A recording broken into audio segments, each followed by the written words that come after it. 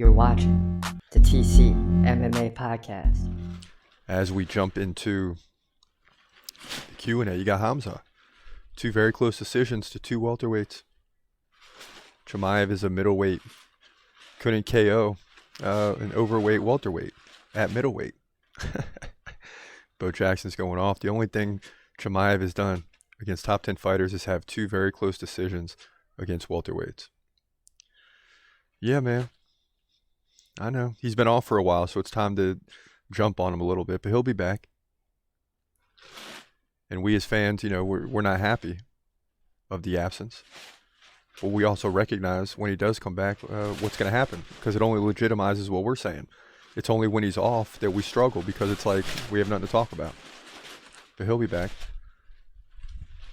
Jake Paul, Mike Tyson, big this week. Okay, dude. Turning off halfway through your debate on UFC versus boxing. I thought you were going to weigh in on Tyson versus Paul, which I did, and a lot of people weighed in on. So you turned off a little too early. I was just setting it up for Tyson and Jake Paul. Battle destroyed him last night. Yeah, I agree. But he didn't get the win. On Khamzat, it stinks. Can they please get him a fight? Another weigh in. He just vanished fight-wise for too long now anyway. I know, man. He's been gone for a while.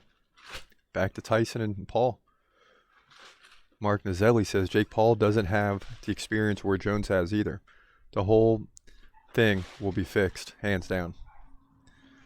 John Vincent. Tyson is going to take him out, basically. Yeah, Tyson's going to win, which is what everybody's saying. Doug Sadler. A few rounds left out loud. If Mike corners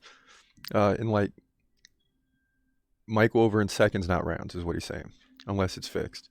Tyson knows he is old and don't have the stamina. And that's the key, right? Is that that's what I said, he's going to have to come in quick in the first two rounds and try to finish this thing.